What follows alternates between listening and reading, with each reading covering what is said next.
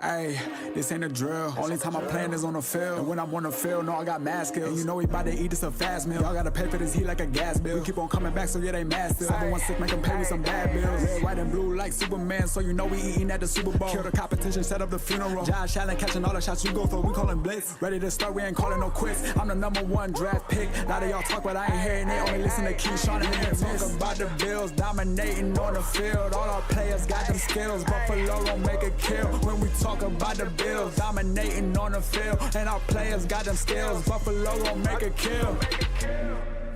What's going on? Welcome back to another live episode of the Post Podium Podcast, home of the all truth, no sodium takes. I am your co-host, Aramis. And I'm back. 40 Keys, what's up with y'all? What's up, 40? We got some focus issues over there, Dan. I don't know what's going on with that. On Keys? Yeah. You see it? Yeah, let me. Okay. I'm a very murky individual, man. I'm very murky. I don't know about murky. I mean, look, the biggest conversation that we could possibly have right now is obviously the Super Bowl, right? Yeah. Is it? I mean, it could be something else. Well.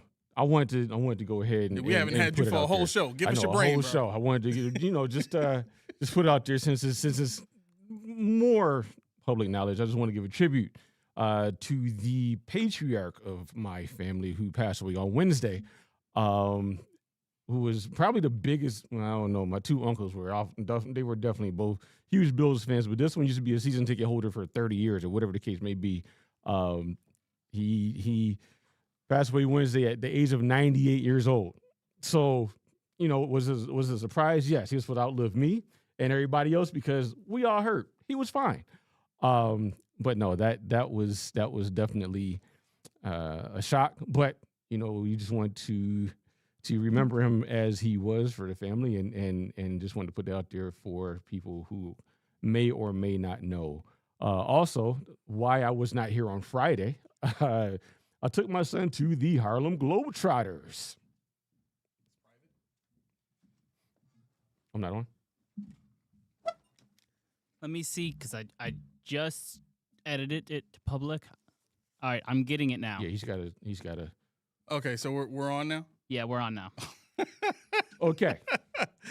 All right, so what's going on, y'all? This is welcome to the Post Podium Podcast. My name is Aramis, and this is 40 Keys. Okay, we're caught up. If you're watching it back, you'll probably see the whole thing, but we accidentally started the stream in private mode. So okay, so you got the platinum experience at first, and now. Yeah. You still blurry. Like look at how clear I am versus Keys. How do we fix that? I think part of it is that the camera's more zoomed in. So also, I can try and turn off autofocus and just focus in on him so it won't move. Yeah, let's do that. So all right, go ahead. At any rate, we went to the Globetrotters game on Friday. I decided I was going to be a dad and say, you know what, take my son to his first ever Globetrotters game. And I mean, he just was oblivious. I lied to him to get him to the venue, and I lied to him when we were in the venue. And before you get there, they got the stands with the merchandise and all that stuff. Mm-hmm. Walked past that. I bought him a program. Went to our seats. He still didn't know he was at a Globetrotters game. So he's like, "Wait, we're at a Globetrotters? Oh, okay." We walked past the players. They were standing right there. Really? You got freaking Too Tall Jones standing right there. Right there, and they're all like my height. And he's like, okay, so yeah, wow. He had no idea. So, but I will say that the highlight of the Globetrotters game was my son getting a hand clap from the people around us in the area, because at one point in the show they do on the court they do this football thing where they play football when then the ref will say, like, I got to send a review, so they rewind and they go backwards to second, third, and we're going to do it in slow motion. Mm-hmm. So for no reason other than him being Ken decides he wants to join in with them in his seat. He stands up and starts doing the wave and stuff in slow motion. He's like cheering and doing all this, and like people are like, "This kid's amazing! Put him in the show!" And he doesn't even hear that. He doesn't know he's performing in his little world, and he's oblivious to everything else in his world. He's just having a ball. And so I'm like, man, I got to be like this kid when I get older. I got to learn a lot from him. Hey, look at me, I'm back. Yeah, you look good now. Yeah. So, like I said, we had a passing in family. So if you see me looking at my phone, I'm not ignoring you guys, but I got a lot of stuff I'm dealing with on the back end. So if I say, huh, what'd you say? I can hear, but huh? All right. Okay. So let's start here. I have mixed feelings over the Super Bowl, but I guess I'm not ready to have the same conversation that they were having on GR today, which is, I guess I'm referring to the morning show, really. I'm not ready to get to that point where I'm like, all right, how can the Bills do what the Seahawks did? Because to be quite honest, I think the Seahawks were, a year ahead of schedule from where they wanted to be. And with all the free agents and cap space and stuff that they got, they're going to be able to reload very quickly to come right back next season and be probably just as good, right? But I guess the conversation that kind of came up for me was looking at where the Patriots are.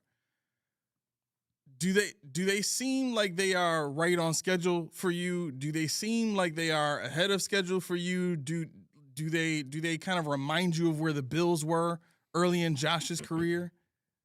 No, I think they're ahead of schedule. I think they caught lightning in a bottle, which is what everybody wants to do. So that's one of the things with being that drives me nuts. Everybody's catching lightning in a bottle, and he's like, we just got to prepare. We just got to prepare for that moment. You're never going to win 6, 7, 8 Super Bowls in a row. Right. Get that out of your head. I think, what's their GM's name? Schneider? Is it their GM? No, John Schneider? I just looked that up too, dude. There's a point I wanted to bring up on that too. Give me one Who's second. GM? Seahawks. Is it? Yeah, John Snyder. John Schneider. Okay. Oh, I thought you were talking about the Patriots. Yeah, no. Okay, What I'm saying is, there's a point they brought up with regards to Snyder is he's the only GM in NFL history to win 2 Super Bowls with a whole new regime, whole new coach, no new quarterback. That's not common. So what I'm saying when I say that is, Brandon Beane is building for the future when people age, people get too expensive, people pass, people, whatever the case may be, are not there. He's always building towards something when he's not trying to hit it right then and there. So I think when I'm looking at the Patriots, they take the opposite model from the Bills. The Bills are like a slow build, slow grind. The Patriots said, we got our second-year quarterback, first-year head coach. Let's get it while the getting's good. The Bills don't have a wide receiver. They're in flux here. There's turmoil. The Jets we're not worried about. Miami has no money. Tyreek Hill is what he is. We got this if we hit it right now. And that's the mentality that the Bills need to take going forward. I agree. I think the Patriots are. I would put them about 2 years ahead of schedule. Mm-hmm. What the Seahawks have accomplished is, very similar to what the Rams could have done if they had gotten back to the Super Bowl this year. You know what I mean? They would have done it with, not 2 different head coaches or whatever, but 2 different teams, basically, right.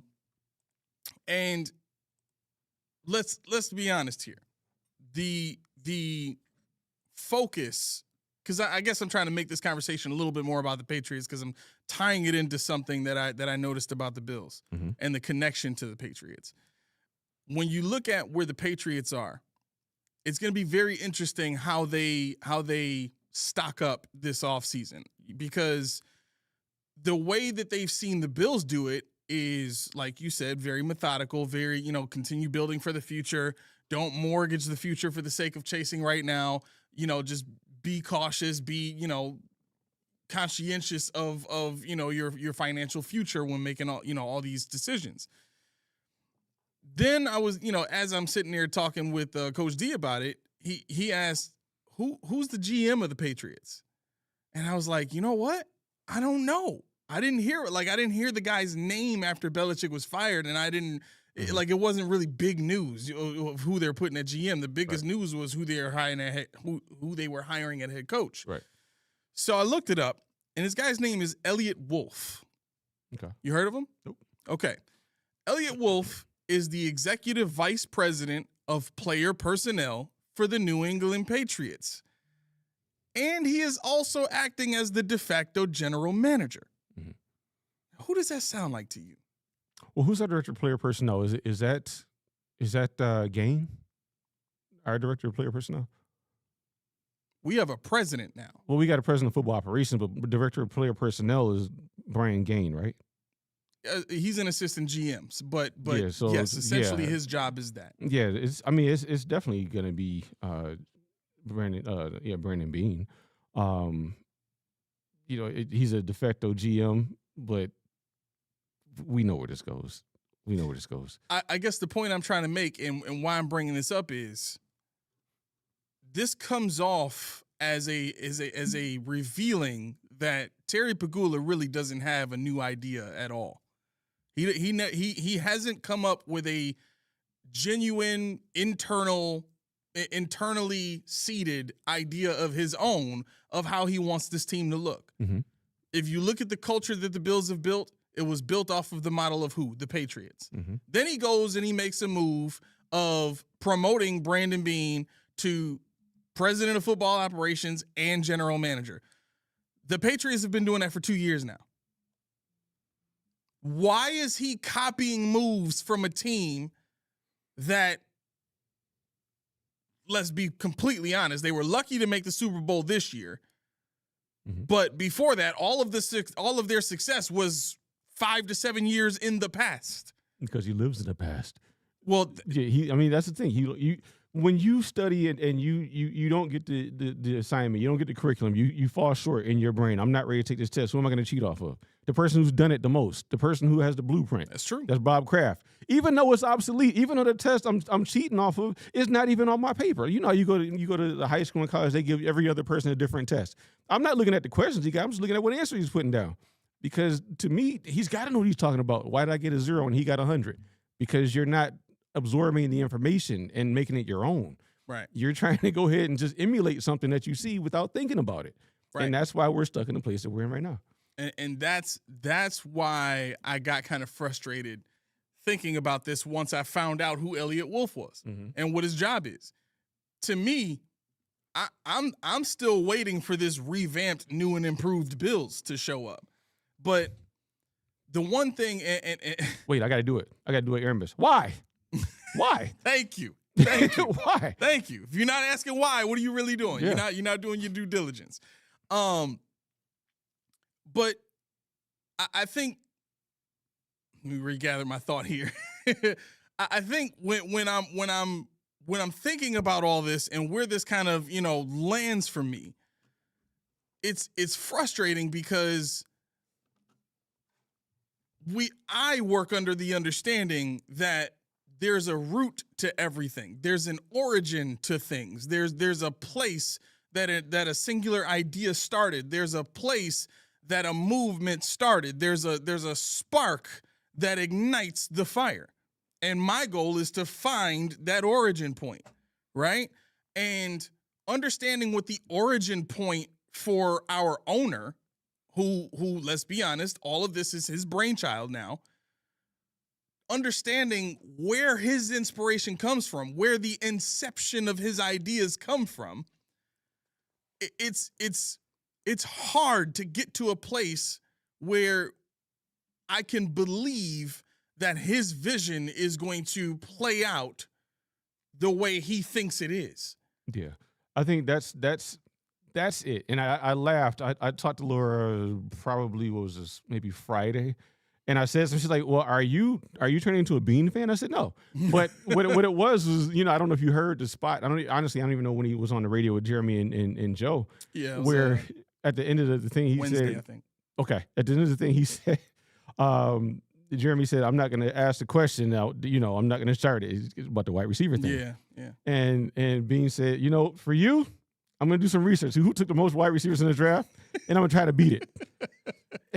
Right. And I thought it was funny. But see, that's the thing that it doesn't make me like him again. But it's that kind of thinking that I'm like, okay, I can understand that you're human at this point, that you realize you're human when you poke fun at yourself. It's a ticking time clock. No, Laura, I'm not a Bean fan. But did you know we actually have footage of that phone call? Do you? Yeah, right here.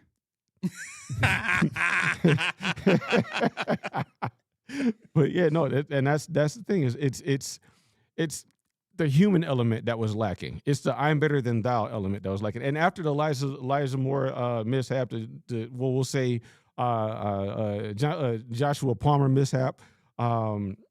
List goes on and on and on. Curtis Samuel staying on the team for this long. You got to understand, I messed up. And it's okay to mess up. You swung for it. It's okay. Yeah. But learn from it and do your due diligence further next time or whatever the case, whatever allows you to fall short this time, learn from it and go forward. I have no problem with that to a degree. Now, if you poo-poo on the cap again, if you get out of it and screw it all up again, then we're going to have this conversation again with me. But as it stands right now, I'm just sitting here thinking, okay, you recognize you need a wide receiver. How do you get a wide receiver? And what, because I read an article, it put me back into a dark place again when it came to Bean. Because in the article, I don't even know if this was with Tyler Dunn or what, but it was about where do you make a mistake in wide receiver room? He said, to me, we didn't kind of pick a group. We didn't keep them healthy and roll with them. Like, what? Okay, so you heard that McDermott blocked Pickens. That's what I heard, which, duh, we knew he would. Most teams in the league would at that point. Correct. He's doing weird stuff. I Yep. don't know what he is. But the message, like you said, it doesn't scream rebranding. Right. We're gonna roll with the guys we got.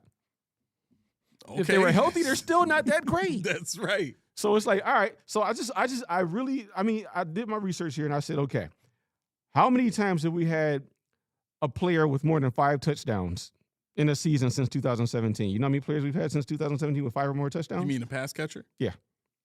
How many times in the last 5 years we've had a pass catcher with more than 5 touchdowns? I'm gonna say, I should say receiver because I don't know if I ran tight ends in this. Okay. Yeah. All right. So a receiver with more than 5 touchdowns Mm-hmm. in the last 5 years. Mm-hmm. And just one name per. So we'll say Keon Coleman did it twice. He counts as one because it's one person. Oh, okay, Yeah. okay. All right. So I'm gonna say Cole Beasley, Mm-hmm. Stephon Diggs, Mm-hmm. John Brown. Oh, in the last 5. Yeah. Okay. Yeah. Last 5 years. Yep. He did.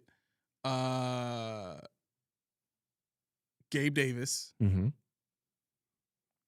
and Emmanuel Sanders. Nope. No. Okay, not Emmanuel Sanders. How You many? missing a dude. He need to get a bath. He's small, but he needs a bath. Oh, Isaiah McKenzie. There you A go. little dirty. And Footman.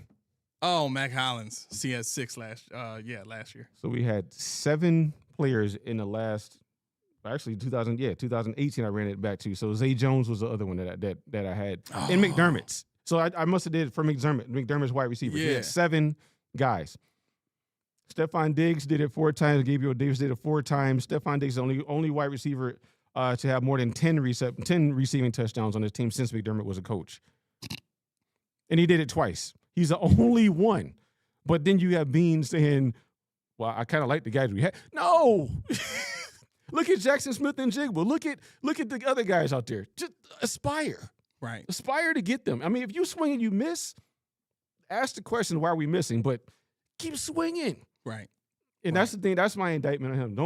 Don't cower. Don't get scared. Don't say I messed up. I'm gonna move somewhere else. Just keep going because these are the essential things that we need to get over the hump. Yeah, and that's what I truly believe it is. I don't know if you checked the show out on Friday, but my main gripe that I was trying to make sure I got out was not only are we in a position where, based on what we're hearing, not a lot is going to change except for the defense, which folds back over into what Terry Pegula is basically trying to get out there, is that Sean McDermott was the problem. So now let's try to erase every ounce, speck of resemblance of him on this team, which, I mean, how much are you really doing that for us as opposed to doing that for you? That's hard to do, and Jim Leonard runs a lot of the same schemes. You know what I'm saying? Like, a lot of the stuff and what's crazy about it is I'm hearing this morning that the Seahawks are running cover 6 against the Patriots in the Super Bowl. Who did that? Exactly. Who started that? It was Sean McDermott who started it. To be fair, I think they have been running cover 6 the whole year. Well, because out of necessity. yeah, but I mean that's the thing. When you have a trendsetter, after they play us and we beat them, we figure out people start doing it. And they're like, they don't look as good as they were. They were high flying and so stopping before they played the Bills that second time. Right. People are like, oh Lord, who's going to stop this team? This is a revelation. Bills at cover 6, just like the same way we did the cover 2 shell. What was that against Miami years ago? Yeah. There are a lot of good, and that's why it was hard for me to. I never said I wanted McDermott going, but I understood it. And that's things like that are like, why did you not conform to a new way of thinking? Because you had ideas. Yeah. And you had ways that would help us in the future, but you didn't get out of your own head. Well, tell me what you think about this, because when I found out about this is what kind of made me feel torn, because before I found out about this, I had actually started leaning more towards Sean McDermott was a victim as opposed to him being the real problem. Like, I know all the atmosphere stuff. Yeah, okay, sure, that probably needed to go. But if you gave the man better players, he showed you what he could do in Carolina with better players. But when I found out, I watched the Go Long TD podcast with Tyler Dunn and Jim Monos. Did you see that one where they were talking about Sean McDermott? So Jim Monos had said when him and Whaley were interviewing or in the process of hiring Sean McDermott, McDermott's agent let them know that Sean wanted control of the 53. And he wanted that as part of his contract. Like, he wanted that written into his contract to make sure that he had control of the 53. So once I found out about that, I'm like, well, there's no way. There's no way that Brandon Beane would be able to sneak one past Sean McDermott. And if you think about it, Keon Coleman was probably the most recent effort to do that. Well, this is my thought, my counter to that, because I thought about the 53 and I thought about the counterpoint. Now, normally it is the GM that has the control of the 53. McDermott had control of the 53, and for by and large, like, the team wasn't exciting. Yeah, but it was functional to good. Yeah. But when did we decide, Pagula, say, you know what, Bean, the hell with that? No, you start. Right. You know, when Dayball left, when we fired Dorsey, when did Bean go rogue? We'll say. I don't want to say rogue because I don't want to paint him in a negative light right now, because I'm trying to get Bean back to the line here. But I mean, my thing is, before, when we were good, you never heard McDermott questioning this guy or that guy or this guy. And now it's like, well, we don't have Jamarcus Ingram. What happened to Darius Slay? What happened to this guy? What the hell? I'm asking for these people, where they at? Pagula, this team is dog-ish. Yeah. Help me. And being in Pagula, like, nah, we're going to let you die. I'm going to let you starve. Because they were choking him out. He just didn't know it. Yeah. So, I mean, I to your point, I always thought that he had implication to this. And that's where my analogy that I told Tommy, I tell all the time with the spaghetti sauce. I want this player being like, nah, I'm not doing that. We're going to do this instead, because the next person that's coming in is going to need that, not this. So, I mean, my thing is, was he to blame for this? Sure. But you're the head coach. Right. And until recently, it was working. We just wanted better. And maybe that's when Pagula said, okay, Bean, enough of that 53 jazz. That's you. Figure it out, you know, and you guys work in tandem. Because you notice Bean always says, me and Brady are gonna work in lockstep. And Brady always said, we're gonna go into the room and we may not agree, but we're gonna come out with our decision. See, I don't believe that. No, me either.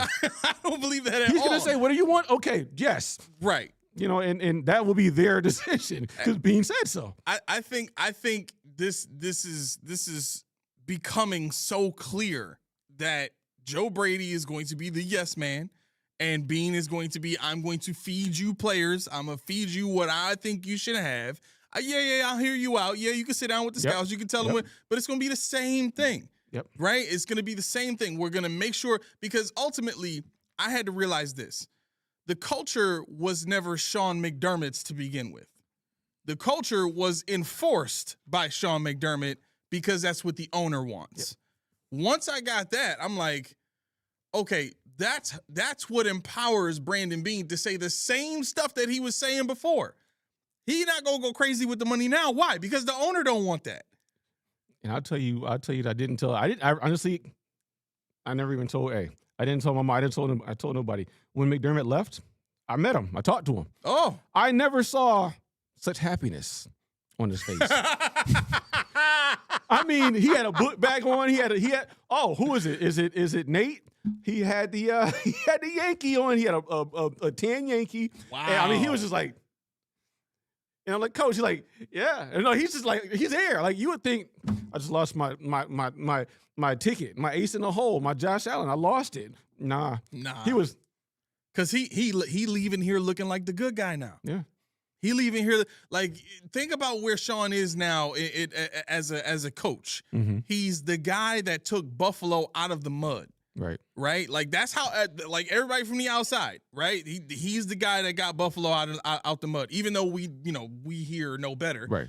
And then furthermore, the next job he goes for, he's probably going to get the same level of control. Of course. The same level of control. Of course. Because what he's going to go and tell them is they too focused on culture. They didn't want to feed me the players I need. You saw what I did in Carolina. Mm-hmm. You know what I could do with a defense. Right. Look at all the teams that I'm influencing in the league right now that's playing nickel and big nickel and all these. Like that's off of Sean's influence and what he did to stop the Chiefs. So it sucks. It sucks because all of this kind of reveals this desire to kind of know more. Like you had a chance to have a conversation with him, right? And for me, like I would have loved an opportunity to have a conversation with the dude just to kind of pick his brain. Like, man, what are they doing to you out here, man? Like, you know what I'm saying? Right. Well. Right. I got to get on this flight, my man. I'll see you later. I got to review the film. right. But like so much of that now empowers Sean McDermott in his next job. I think he's going to make out like a bandit next year. He's taking a year off. He's still he's still going to get paid from this contract 2 years from now. Yep. So I'd be leaving here smiling too if I'm making $11 million over the next few years and I get to take a year off and spend with my family. And I know based on what my agent is telling me, I'm looking clean right now. Yeah. Yeah, I mean that's the thing, you know. You think about, like you just said, you think about a guy who made his name, and I'm interested now in what he looks like without Bean, what he looks like without Pagula. Yes, the same way I'm interested in the way Bean looks like without McDermott. You know, because now unequivocally, this is Bean's show. I don't care, like you just said, I don't care about Brady. I don't care about Jim Lennon. I don't care about Pete Carmichael. I don't care about none of them. Mm-hmm. This is Bean's show. He's going to pick his team the way he wants, and he's going to tell Joe Brady, you're going to get this guy. You're going to love it. The same way we saw in the Embeddeds when I made fun of the, was it Keon Coleman pick where Joe Brady's over there getting tea, and he's Keon Coleman, what'd you say? Oh, I didn't even know we were getting, but he tap danced on the table, so maybe he was, I don't know. But at the same time, it's like, now we can't blame the Wicked Witch of the West or the East, whatever side. You would know because your daughter was in Wizard of Oz. But one of the Wicked Witches somewhere. But I didn't know there were so many of them, bro. I'll be honest with you. East side, West side, whatever. Yeah. But you know, and now we get to see what this is. Is it that Joe Brady on the mic? Is he going to be able to be aloof and tell us stuff he shouldn't tell us? Make sense? Is he not going to make sense? And what we've seen so far, people are making fun. I was talking to a friend, and I don't remember exactly how it went, but I alluded to the front office is looking like a clown show now. Yes. And he said, he starts talking about all these stats and how we're close to Super Bowl to one piece. Well, I said, dude, it don't matter about that.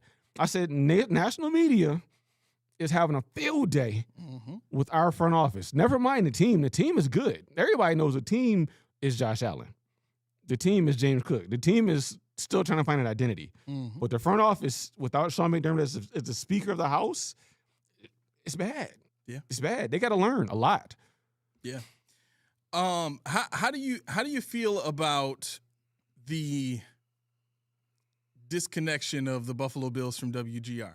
We haven't gotten your brain on that one yet. Honestly, I am excited because I remember a world where they were on KISS 98.5, and we had WGR, and we had Sal Capaccio, and we had, Sal was our guy.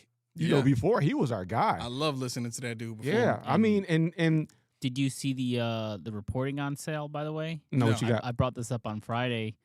On the show, Buffalo News reported out that Sal is still trying to remain on as sideline reporter. Oh, of course. But they have not confirmed if they will bring him back yet. They're still in talks just because I think they want a clean break from WGR if I sense what's going on. So I think Sal is he wants to stay on that side because of the money. There's no other reason for it. For sure. Because he can be himself. And you can tell he censors himself every day. Yep.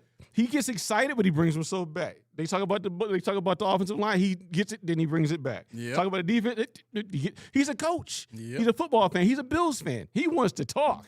He wants to move in groove without being adulterated. But guess what? He can't as long as he works for the That Bills. paycheck, yeah, that's the what it paycheck is. that $1 million, boy. I tell you. I'll tell you right now. I don't want it. I just want to be free. Right. And I think with regards to what was it, the Kramer and Jones show, I forgot when I was driving in. I put on to see how it sounded. Kramer and Jones. Yeah, Derek Kramer and Zach Jones. They, The new God. show instead of One Bills Live. for now, they said for now. Oh, okay. Yeah, they said that they just threw them on there to see what happens because they needed somebody for that slot. Uh-huh. Yeah. There's nobody else there. I said PPP could do it, but That's what I'm saying. We here. We We can hold it down all I day can long. hold it down from 1 to 3. Hey, Shoot. Yeah, they said on that Buffalo News report that WGR just kind of had to scramble because it was like last second contract talks fell through, and then they just didn't have any other options, so they just had to come up with whatever they could in a few minutes. Yeah, I mean, it showed. But honestly, I want to give them a shot. I didn't really listen to the whole show. I just kind of listened to what I could hear from my house to hear. Yeah. And they said they don't know how long they're going to be on. They don't know what the direction is, or nobody knows because they just found out Thursday, Friday, Yeah. and now Monday they're gone. So That's crazy. I like the infusion of youth. I like the infusion of. I mean, I like Jeremy White. I do. Joe DiBiase, I don't know because I don't know him before. He kind of gets on my nerves. But I don't know if he's trying to toe the line and be a PC or if that's just him. I think it's just him. Yeah, from what I've heard, because I've been listening to him a lot longer. Because I remember him making appearances for the last couple of years. Yep. You know what I mean? But that I feel like that's just him. It could just be me, but I feel like it's just him. And I will say, Mhm. I'm gonna keep it professional, and I'm not gonna say how, but I have had an interaction with his father, and it seems like this is him. Okay. All right. That makes perfect sense. That makes perfect sense. I would love to see Nate Geary lose his mind every day because now That would be great. he would lose his mind. And remember the guy what was the guy? Ryan Gates that quit because they drafted Josh Allen. Remember that? He made the bet. I think it was the Josh Allen bet. He made a bet before the draft that year, 2018. If the Bills draft Josh Allen, he's going to quit the job. He didn't think it was going to happen. They draft Josh Allen, away he goes. Are you serious? I would never honor that bet, honestly. But I did not know that happened. yeah, Ryan Gates. He was a young guy. I think Wow. he was around with like Nate Geary. I thought he had some kind of chops to him. But yeah, I like Owen as well, but he's more of a hockey guy. You know, Oh, he's yeah, a huge he's big an goalie guy. all-star goalie. So yeah, Yeah. so He's Bulldog's son. and all 6'7" of them too. Wow. Yeah. Yeah, I think the WGR situation, obviously, you know, I like this is kind of my mindset. Where is my mouse at right now? I know It's this on is my all screen. Yeah, Kato Oh, said we can still pop it. I didn't touch nothing because I'm like, where's the chat? I don't know what's going on. Yeah, we've been working on this for what, 2 months now? been a while, yeah. Basically, yeah, we've been doing this for a while. It's really just Dan. I just be getting here and I know what you mean. do. But he says WGR do need some black voices. My thing is this. I think until we as a fan base in a city can get to the point where we can have these kind of objective conversations about this team at a time where we don't have to be mad at them. Like right now is a time we don't have to be mad at the team. We can be optimistic. We can be hopeful. We can be whatever you want to be because it's the off season. And like Jeremy said this morning, everybody is 0-0, right? But these are the times where like there's people, and I take this as a personal affront because I know that there's very few shows out there like us that are willing to have these conversations. So when I hear somebody say Debbie Downer, I feel like you're talking to me. I'm so serious when I say that. Like anybody, You and Soap could have a show together. You and Soap could do a crossover show. We should. That would be hilarious. We should. That would be hilarious. Because at the end of the day, you cannot reach truth without objectivity. Right. And if it's about getting it right, if it's about, you know, more than just enjoying the moment, if it's about trying to think and be at a higher plane of existence mentally, Yeah. you know, to be able to truly understand what's going on in the world around you, You gotta be. Yeah. You can't live your life with rose-colored glasses on. Like, you don't do it. Every last one of you watching right now, you don't do that with politics. Right. You're as real as you can possibly be about the president right now, aren't you? So why is it that we can do that with politics, but there's some sort of code or something like that you don't do that with your fandom of a team? Yeah. I mean, it was trained into people. That's the thing. It was trained into people with regards to the gag orders, the fear of the team moving. We can't say anything bad about them because they'll realize we don't like them and they have to go somewhere where they can get money. There's so many things that go into it, but you got to break the fear. You got to break the cycle. They're here to stay. Right. And you pay the money that you got to pay to go to the stadium and watch the game. So you should be able to cheer when they lose. You should be able to drink as much beer as you want. Side note, when I took Ken to the Globetrotters game, I was like, I bought all the snacks, all the souvenirs. Cool. I'm gonna go ahead and Ken's like, I'm thirsty. Bet. I'm gonna get me a beer too. I said, let me get a $16.50. Nah, I'm gonna wait. Yep. Yep. All day long, bro. I went to top to that guy. What I get? I got like 24 ounces for less than that. I was like, you can't beat it. But anyway, yeah, no, I mean, that's the thing. When you look at what we've been through, it's a lot of people that live in fear. It's a lot of people that all they do is think about how it felt to be the laughing stock, how it felt to be the less than, how it felt to wish you were the team now. Mm-hmm. So for people that want to defend who we are now versus where we were and not want to go back, they don't understand. Some of us are tired of being where we are because now we moved on to a new drought. We moved on to a new goal. We moved on to something different, right? Which I always tell you guys when we do the show, if whatever fan you are, just be that fan. If you just are happy we have a team, cool. If you're happy we're in the playoffs every year, cool. If you are not happy with status quo and want to buck the cycle, cool. That's where I am too. But there's nothing wrong with a fan as long as you're a fan. Right. So why should you tear me down or I tear you down because we don't have the same goal? I was just gonna say, can I ask a completely unrelated question? Sure. I saw Michael in the chat was saying the prices are going to explode in the new stadium. Mm-hmm. I was wondering, do you guys think that they're going to have a preseason game in the stadium? Or do you think they're going to keep the old stadium open for preseason so they have more time to prepare? No. The way they said it was in 2026, the new stadium is open for business at the start of the season, basically. So that includes preseason. However, there are going to be certain areas of the stadium that are not accessible until November. Oh, okay, that's what it is. Yeah, because I remember Jeremy White saying that this is going to be the loudest preseason game in the history of the NFL. Yeah. One, we don't know what the stadium does, and two, everybody wants to see the stadium, right. And it's going to be the Kids' Day game, which is going to be cheaper, so everybody and their mama is going to go in that stadium. And are they going to do the practice too, the scrimmage? They could have that at LaSalle Park if they want. I don't really care. Right. But I mean, if they have the scrimmage, that'll be the first time people can step into the stadium for free. Yeah, it'd be funny though if they did the practice. This would be funny too. They probably will. But what if they did the blue and red game at St. John Fisher this year? What if they did it at St. John Fisher? I could see that. Honestly. You said the red and blue game? Yeah. Because they only do what they read up for it. They're gonna do it back there. I swore I just heard Joe Brady saying, but they never do the red and blue game there. They always do it in the stadium. They do it in the stadium. Oh no, they gonna do it at the stadium. Because you said so. No, man, it doesn't make sense. Like I can't see them saying to everybody that the new stadium is gonna be open for the start of the 2026 season, which technically is in what, a month. When the new tampering period opens. Yep. So in a month, the stadium will be open for business.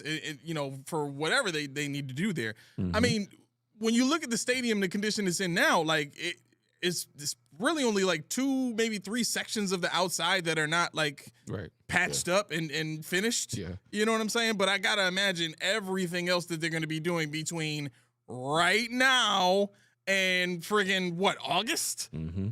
You know what I mean? Like it's February, so you got 6 months. You can get a lot of stuff done in 6 months, especially with the summertime coming. So I'm sure it'll be ready. Yeah, I just like I think Dan's alluding to more so. Are they going to want to display it? As you know it's going to be ready. Especially with the red and blue, because those are free scrimmages, and I don't know if the first time they have fans in the Right. building, if they want it to be a free experience, because it's going to be mayhem. Right. Yeah, that'd be weird.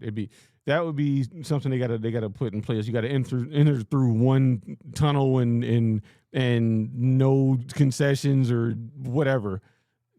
I don't know. I don't know how they would do it. They gotta fit. That's why they get paid the big bucks. But I could see the preseason game more than a red and blue scrimmage. That'd be strange.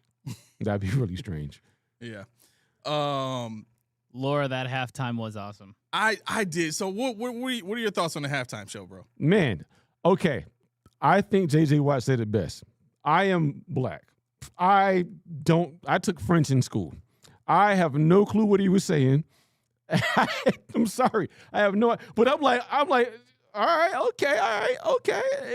What's happening? This story is happening, and we got venues, we got trees that walk because there are people in the bushes, and you got what's her name? Tiana.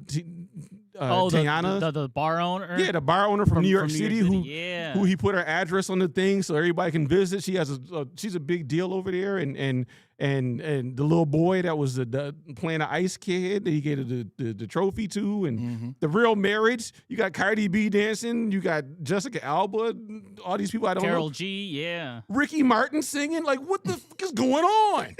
And Lady Gaga. Lady Gaga was doing the salsa. What the fuck is going on? This is blowing my mind. You know, I didn't want to watch Bad Bunny made me wiggle. Well, he had Ken get up and do a full blown dance.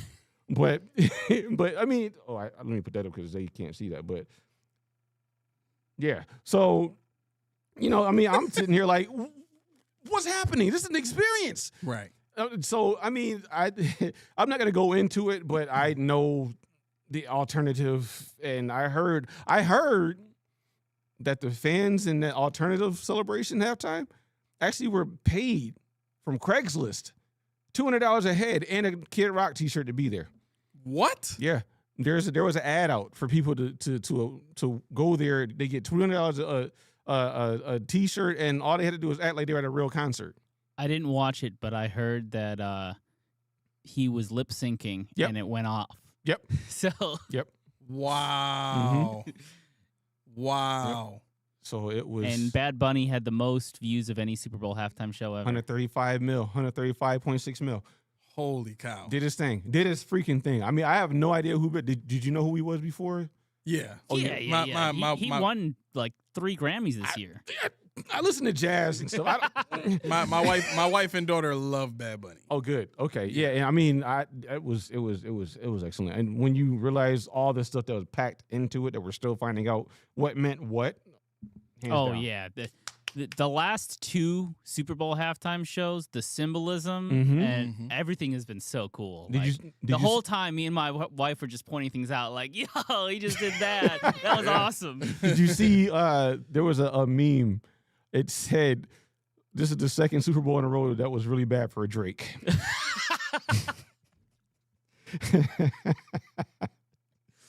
That's good. Really bad for Drake. This was the first halftime show that I ever seen in my entire life that I didn't feel like I was watching a halftime show. It was like, crazy. I felt like I was back in the projects on the West Side again. Like that's what I grew up in. You know what I'm saying? Yeah. Like all of that, The every telephone aspect pole, of that. Yeah, it was crazy. Except the palm trees, of course. But I mean, you had cardboard cutouts. You know, people had them on their doors over in the Riverside Project. Yeah, I know. We imagined it, like all the regular trees. We just imagined them being palm trees. No, but yeah, I mean, I don't think I ever went on a journey like that during a halftime show ever. I mean, to me, the next best show to this one, like I really enjoyed the Bruno Mars show when he did that and he was playing the drums and all that kind of stuff. Like extremely talented dude. But I was there for, the Prince concert. I was there. I remember way back in the day watching Gloria Estefan. I remember a lot of different concerts happening during this halftime show. But this was the first one that I remember watching where when it was done, I was like, oh, this is the Super Bowl. Right. Like, what did I just watch? That was an experience. Exactly. And then come to find out the freaking palm trees were people. Yep. I'm like, which explains so much. I'm like, how are they getting all of this stuff to happen the as set the was show so is going? crazy. I didn't have enough time to think about that. That When was there amazing, I The found bro. out set this was morning. insane. That was the first thing I noticed was like from the sugarcane fields, and then they could start going through everything. I was Yeah. like, this thing is crazy. I've never seen a Super Bowl set like that. Man, Ever. My Ever. nose started to run. My eyes got dry. I was like, what's happening? It didn't even register that the trees were moving. It didn't register that we were in the same stadium. I mean, it was so much imagery that changed. You thought you were in different streets, different blocks, different. Yeah. Yeah. And I'm like, wait, this is now in my mind. I'm like, we were in a stadium. We were in a football stadium the whole time. Bro, I think this is going to be our life. Walter says, watch when the Bills go to the Super Bowl. We get the worst Super Bowl halftime show ever. Obviously, we won't care, but I can see it happen. Yeah, Coldplay is going to do our freaking Super Bowl halftime Well, show. I mean, Michael Jackson did pop out and look at us for 5 minutes. I on will ours. say Coldplay live is a vibe. Is it really? But I don't know how it would be translated over That's TV. kind of what I'm saying. Like, you it's- got to be in the stadium, whereas Right. I heard with Bad Bunny, like it's fine in the stadium if you know his music, but the actual show was the TV with the shots and the cut scenes and all the different stuff to make it a crazy story to go along with the music. Yeah. I also learned that I said every South American country wrong. I was like, oh, he's okay. And then somebody in the comments was like, he said Canada. They did the Leonardo DiCaprio. Yep. Canada. Like, Yep. Yep. By the way, Spin, be careful where you get your info from, because that was definitely not the biggest YouTube stream in history.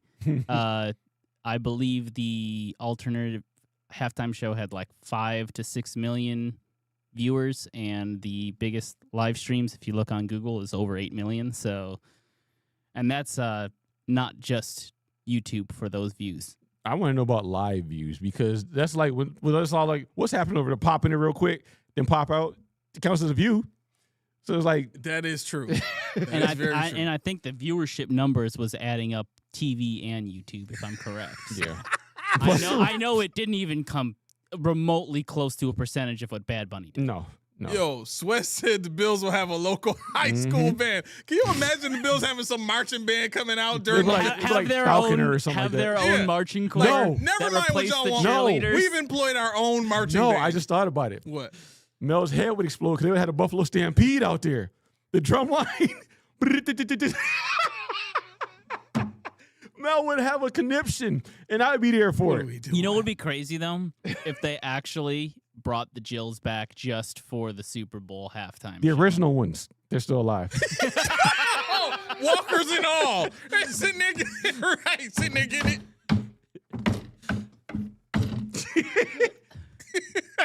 Right. Now arm pat just oh God. Oh God. Oh, Y'all miss me. this is horrible. This is horrible. Oh, the Buffalo Philharmonic Oh, yo, that would be raw. Benny would the be Butcher deep. doing the halftime show? with the Philharmonic. Ooh. That would be deep. Yo. They would do it, too. Okay, hear me out. Hear me out. Benny the Butcher with the Philharmonic, right? Combine that with your boy Bieber. Cause you know he a producer, like he gonna get up in there, he be directing the like he did in that video. Yo, I'm telling you, hands up, bro. That would be dope. Hands down, would I'll be take it. that all day That'd long. be it. Let's go. Yeah, how many likes we got going on right now? I don't know where to find them. Somebody tell us. I know we not gonna see it on here now. How many likes we got right now? Somebody give us that info. Where we at? Dan, you got us on that one? I think it's at 18 according to what I have. 18. How many people we got watching? None. I'm Probably. seeing 50 on YouTube. I'm not sure if there's anyone on X or not. All right. Okay. All right. That might be because they didn't get a notification because they didn't hit those bells, make them things ring-a-ling-a-lang. I mean, that's their loss. Hey, you know, they'll but, catch up. What there was something else that I wanted to get to in here. Daquan. Oh, yeah. Okay, so this is the other aspect of the halftime performance. Daquan said it was all about the performance. Beautiful. I thought it to be hypocritical to complain about Spanish. How many operas are in English? Les Miserables. Man, let's be frank about it. How many people knew what the Rolling Stones were saying at that point in time? Bro, nobody. How many people They know? had the Red Hot Chili Peppers for a halftime. You know Flea is baked up. I mean, come on now. Yeah. But I didn't see an alternative thing then because this American dude is speaking in Spanish. Now we got to have, nah, get out of here. Lose your mind. But do people not realize as well that Puerto Ricans are also U.S. citizens? Nope. Like, they don't think that it's a state. They've been U.S. citizens for over 100 years. Yeah, no, that's they over. just don't get voting rights. Did you see that even the Paul brothers are divided? The one that got his you know what? block knocked off, Bro, he was against it. The one that his brother was like, I'm sorry, I don't agree with you, dude. That joint was excellent. And to find out that the one that got his block knocked off lives in Puerto Rico. You know why, right? Why? They both, I believe they both live in Puerto Rico due to tax reasons. They're trying to save some money, some moolah, so they're living over there right now. And one of them was calling out the whole halftime show, and the other one's like, "Nah, I can't side with you on that." Right? Nah, bro. He ain't about to get jumped. Yeah, is Jake Paul. Jake Paul's the one that. Jake Paul he's the tried, one that said, tried to go off. He said, "I'm turning this crap off. This isn't right." And Logan's like, "Nah, fam, I can't go with you on that one." Let's get some calls in here. Do we have the it's the up. link? Okay, all right. Let's get some calls in here about your thoughts on the halftime show and whatever else you want to. Here's the thing that I think we haven't really done yet. For all of the Patriots fans that were in our chat like crazy talking about how bad Josh Allen was, how about your boy Drake May in that Super Bowl? Not just the Super Bowl. In the playoffs, how many terrible records did he set this year in the playoffs for a postseason? Well, I will say this, and you can flame on, don't care. If Drake May had our offensive line, it would not have been. That offensive line was horrible. Yeah. That offensive line was horrible. And I mean, would they have won? Not saying they would have won, but I mean, when we're talking about how Josh Allen looked against Atlanta, when it came to the footsteps, and I'm afraid for my life. Will Anderson, 14 pressures in one game. 14? He wouldn't even talk to the press. They like hit him. The left side, I mean, your blind side is two rookies. One's got the toes. Oh, you're talking about Will Campbell. Will Campbell and the guard is a rookie too. He had the toes too mushroom. They were lost. Yeah. The center was horrible. Milton Williams and other was having a field day. They're like, yo. You see that one bull rush on the guard? That was nasty. Is that the one where he tackled the guard and Drake May? Yeah. Well, you heard what they did. Like part of the Seahawks defensive line game plan was once they got a feel for the calls, and once they were able to kind of figure out what the calls that the Patriots were making were in terms of protection, they had the freedom to just change up their whichever side the stunt was coming from. Right. Like they were able to audible that stuff on the fly so that they would always have the advantage in rushing the passer. I mean I don't doubt that other teams do that, but that was especially nice in that situation when you know Drake May is one of the worst quarterbacks in the league when it comes to holding on to the ball in the pocket. You could tell he didn't know what he was seeing, and that's fine. You know, the second year guy. If we really want to be frank about this, and I'm not coming at Josh, but let's compare Josh's second year to Drake May's second year. Yeah, I mean, we can laugh all we want right now. No, not we. You can laugh all you want right now.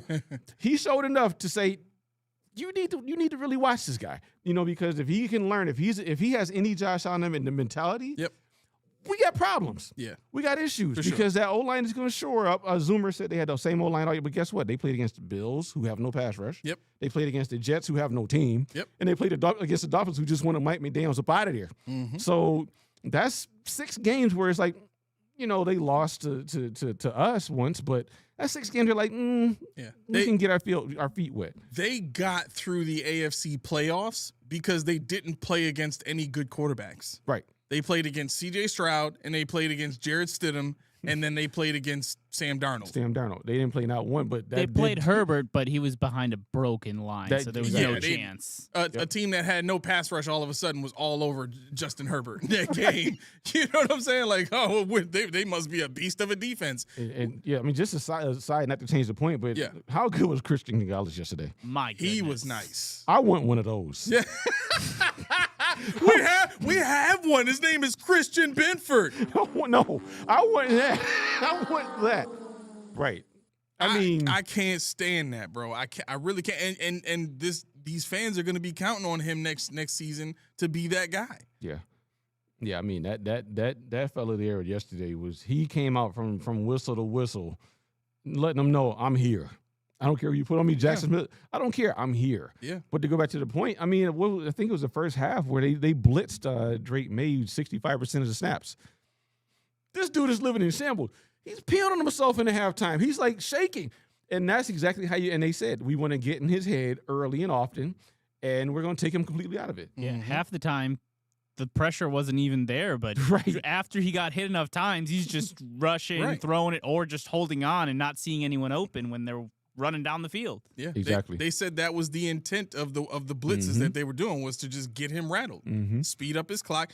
I mean, nothing that the Seahawks did was anything new when you're playing against a new quarterback. And when I say new, I mean, this guy was in his second year. It's the first year of that offense, and it's his first year, his first time in the highest leverage situation you could ever be in, which is playing a Super Bowl game. All right, boo, enough of this BS. You don't see me back? He wasn't here Friday, right? So he don't know. He don't know. I wasn't. There was no difference. There's no difference. I demand respect. What up, boo? What up, boo? Yeah, there you go. There you go. Now he respects it. Now he respects it. Now he's like, all right, I'm talking to him. Yeah, not you. Him.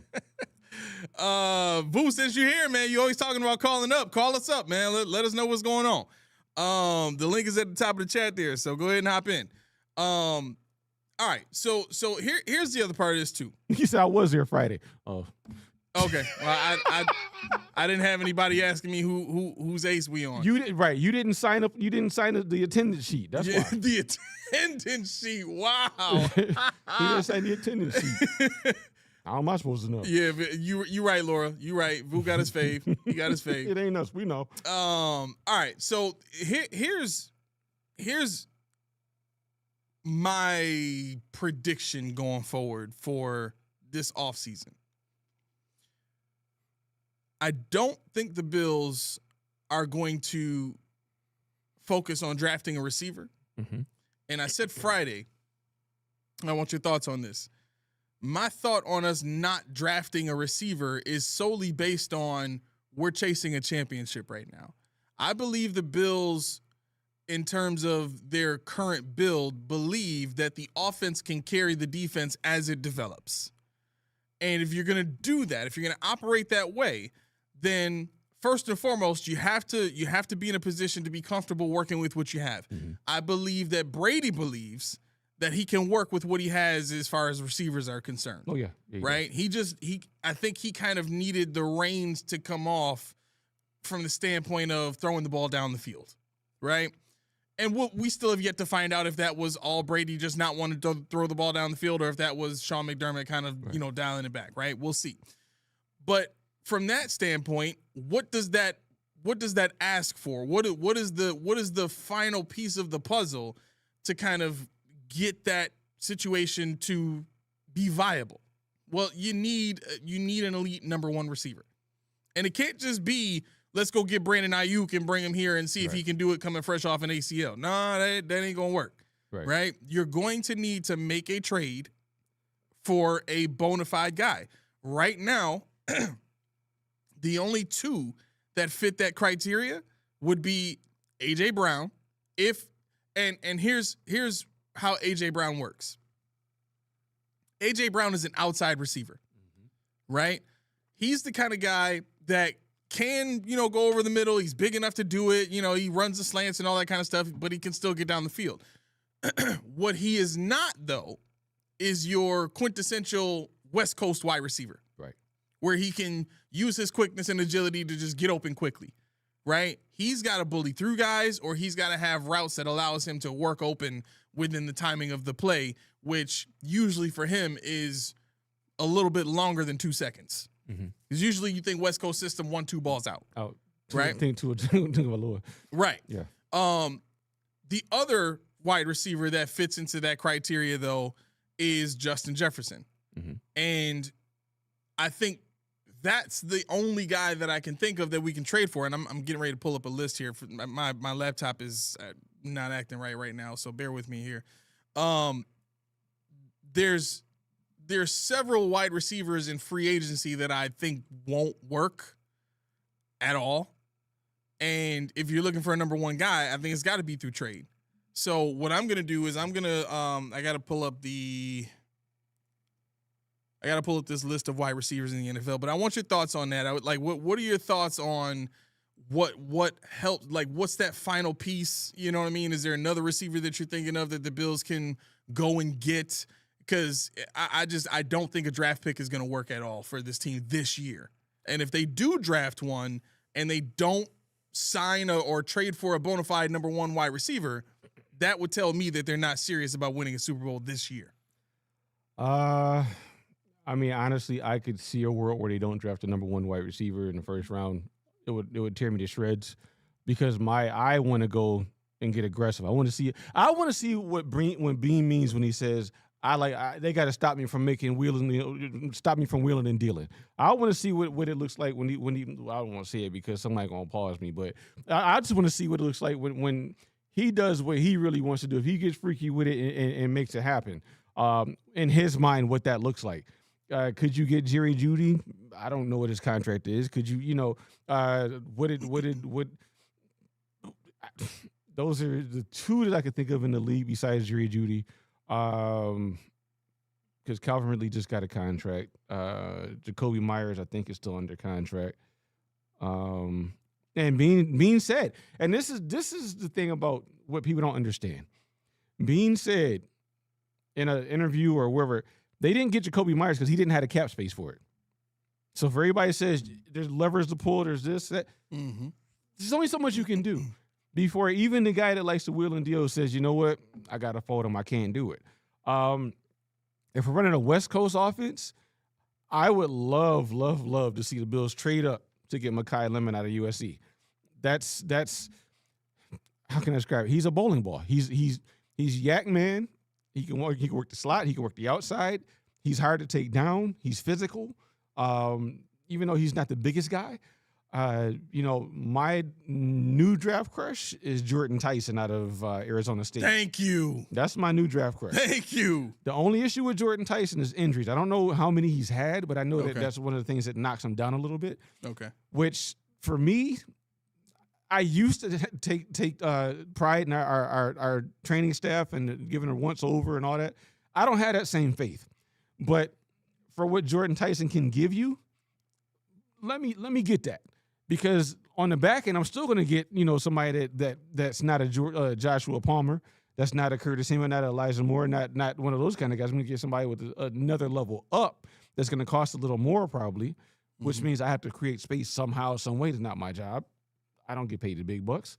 But if you could get a Jordan Tyson there, you can get a Mekhi Lemon, which I just really started looking into. I know Billy's always sending me stuff. He's like, what about this guy? I'm like, hold on, Billy. I didn't get a chance to really review yet because I didn't start. I took a little breather. I didn't start the review. If you saw the beginning of the show, that's part of the reason why. And for people that I usually talk to, but I haven't talked to as much, that's why I've been busy. But I'll be back. But yeah, I think, 4 major injuries in college. Be for real. What are the injuries? What do you mean be for real? Tell me. I just said he's got injuries. I don't know what they are. For who? Albert. Jordan Tyson? Yeah, for Jordan Tyson. Yeah, he's a torn ACL, MCL, PCL. That's probably at one time. And a broken collarbone. What's the name? Maxwell Hairston had broken the collarbone or messed up shoulder, whatever. But I mean, you can't just say 4 major injuries to be for real without telling me the context. And the ACL, MCL, PCL were all in one hit. That's one hit. That's in 2022, and he's been playing fine ever since. Yeah, that's the Willis McGahee factor, that kind of deal. So whatever. But if he's been playing for 2 years after that, I'm not trying to hear perfectly fine. He's good. I think he's good. Yeah. Nate, real quick, Pickens is a free agent. Just saying, the Cowboys have already said that they're going to franchise him. Yep. They're giving him $40 million. Yep. So he's staying there. That offense is too good with him there. They do not want to risk having to go back down. It's right now. It's about money for the Cowboys because their defense is not going to be good next year. So they have to score points. Yeah, and if Lemon is the other slot, then we don't need Kincaid as a jumbo slot. I mean, Kincaid is what he got. He's definitely got one more year. They didn't pick up his 5th year. They said they're going to, but they haven't done it yet. So let's pause on Kincaid in any future right now. Deshaun Livingston injury. It's about right. Yeah, I suppose. With league rules, can they extend Kincaid whenever they want for the 5th year option? They can or do they have to wait? No, they can extend him. Yeah. Okay. Yeah, they can extend him. Yep. But usually they try to get ahead of it because they can finagle the money to make it less against the salary cap if you don't exercise the option. Yeah. Here's the reason you take a shot on a guy like a Jordan Tyson. The Cardinals took a shot on nephew. Mm-hmm. Right? You you take a shot on the corner out of Michigan, Will Johnson, and he's your number one guy now. Right? I remember reading a report telling everybody, look, based off this report, he's been fine ever since he got his knee cleaned out, had no issues for 2.5, almost 3 years, has been playing. Since the injury for Jordan Tyson, he's been playing, no issues, no recorded issues anyway. And he looks good. He still looks really good, really athletic, really quick, really fast, like great hands, great body control. Like he still looks like a great player. Mm-hmm. So when it comes to drafting a guy like that, and to be clear, that's in my mind, that's the only guy I'm interested in drafting this year.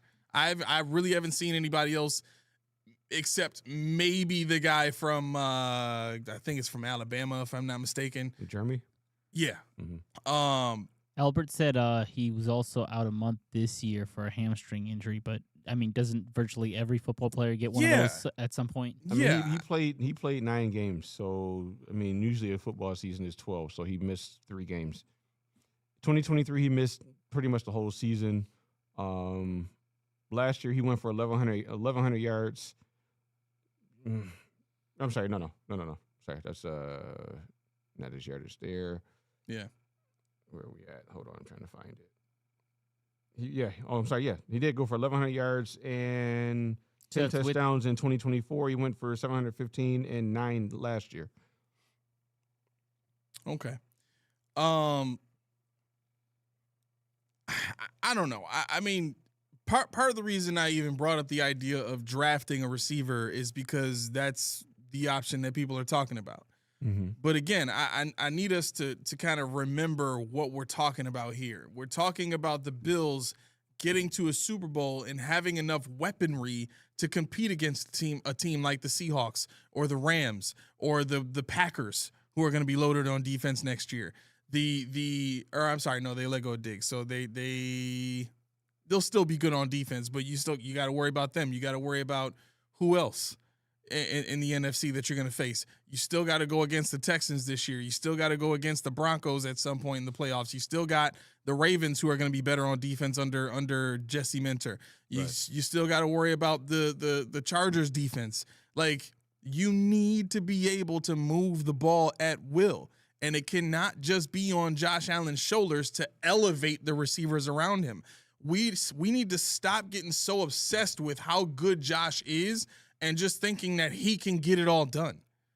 And when you're talking about drafting a wide receiver this year, you are banking on that wide receiver coming in and being good. Why? Because Josh Allen will make him good. Not because he himself has been destroying the college ranks for his entire college career and is considered to be the best, wide receiver prospect in history. No. Anybody you draft this year is going to be coming in with the mindset of Josh Allen is going to turn that guy into a bona fide number one. There's no Malik Neighbors coming out this year. That guy's coming out next year. Right? He's coming out next year. Right? So the idea here is to do what's necessary to prepare for this year, 2026. Mm-hmm. That's part of the reason why I'm not even bothering having any conversations on this show anyway about, like, in depth about wide receiver drafts. Like, in my mind, to be quite honest, I'm probably on the defensive line train first round. Yeah, that's kind of where I am. Give me the edge. Give me an edge rusher. But see, the problem with this is you have to move up for an edge. I mean, David Walker is going to be gone, which hurts me more than you know. But Ruben Bain, I don't think Bain is what we need. And I caution it because I know Tommy's going to watch this, and I'm not saying he's bad. I'm not saying. I think for me, Bain is just that strong, powerful guy, kind of like a Jared Verse, which we want that, but I want that fast, bendy guy. I'm tired of these tall, lanky guys that push you into the court or try to push you. They have no counter moves. They have no other moves besides trying to push you and insert their strength, which it's not working. Right. I want that guy that does a ghost move. Give me a Von Miller move set. Give me that. Give me, even a Dwight Freeney move set. Give me that. Yep. And I mean, maybe Javon Solomon, somebody we're sleeping on. Maybe because he was getting busy at Troy, but when you ask him to do stuff he's not used to, i.e., 2-point stance or 3-point stance, I'm sorry, it kind of takes away your effectiveness. Donovan Ezaraku from Boston College that came out last year. Mike Green, who came out from Marshall last year, they're 2-point stance rushers, but they're quick, fast. Right. And having them put their hand on the ground, like I said with Khalil Mack. When Khalil Mack came out of UB, they made him put his hand on the ground his senior year, and it didn't look the same. His first 3 years, dominant. And for people that only saw the Ohio State game, what are you talking about, Key? And Kev Harris was in here. He probably knows what I'm talking about because the first 3 years, the guy was unblockable. What they were trying to do is they were trying to market him to the NFL as saying he can do this in this defense, he can do that in that defense, and it kind of hampered his numbers. Yeah, I want the guy now that we're going to this tight mint front, which is the 3-3-5, 3-4, whatever you want to call it. Mm-hmm. I want that guy that's going to be able to get off the edge and make a tackle look stupid. Yep. I want a guy that makes everybody's tackle look like that Deion Dawkins play when Khalil Shakir chipped the guy too far around. Was it Benito, I believe it was? Yeah. I want that. It doesn't have to be Nick because there's more than one Nick Benito out there. He's not some unicorn all-world guy. He's just very good at what he does. Yep. And that's what I want. I want that kind of player. It doesn't have to look like him. It could be Matthew Judon sized, but I don't want Judon. But right. He's done. He's done. Let him go. Yeah, but I want somebody that gets to the quarterback. And Albert, he said, you want a go smooth specialist. You can't complain about bad run defenses. Then because teams run it small, it doesn't matter because you got Deion Walker and you have Ed Oliver. You have guys that should clean that up. Greg Rousseau should clean that up. So that doesn't get rid of a run defense. That's not what that's about. Because if that's the case, why is it that Denver, Jim Leonard, didn't get destroyed in the run game every time they played with small guys? I mean, it can be done. So no, we're not. I didn't say anything about ghost specialist. I said an edge rusher, a speed rusher. I said the one that can use a ghost move or something like that. Because that's what we need. We need to buck the cycle, like you said in the beginning of the show. We need to stop doing what we've been doing and progress to the future. How do we get the Super Bowl now? How are teams doing it? What's cutting edge? What are teams looking like these days? And this is what Bean needs to take inventory on. Like you said with Pagula, where he's trying to look at what the Patriots formula is. The Patriots formula was gone when Belichick left and Tom Brady left. Now they got to find a new one. Hence why they hired Vrabel, a guy from outside. We hired a guy from inside. Yep. So it's tough. Yep. Azeez Ojulari is a free agent. See, that's the guy I really like. I really like Azeez Ojulari. I remember you talking about him when he was coming out of the draft. I really like him. I think he was hurt last year, wasn't he? But he ended up going to Philly. Yeah, I really like Azeez. What about Odafe Owe? You know how I feel about him. You know how I feel about him. He's a free agent, scheduled to be a free agent. He's 27. Ojulari is 25. What about Boye Mafe for the Seahawks? They might re-sign him, but he's 27. I could see him. I could see it. He's closer than what I expected. Oh, you might like this one. Joshua Uche. Yeah. Look at that. Look at that. Nah, it's like yes. Yes, that's a nice one. Slim Nady said you can't call Vrabel being outside the Patsy franchise. Why not? By the way, for him, but he cut his teeth outside. Huh? By the way, Vu said he's been trying to call in. Yeah. Oh shoot, we got 4 people in here right now. I'm sorry, that's on me. It might all be calls from Vu if he hung up and called back. I'm not. Let me see. Also, Yeah, probably because I don't see anybody else in here. Yeah, there's nobody in the room right now. Sorry about that, Vu. Let me quickly do something on your computer. Keep going. Okay. Wait, how you got?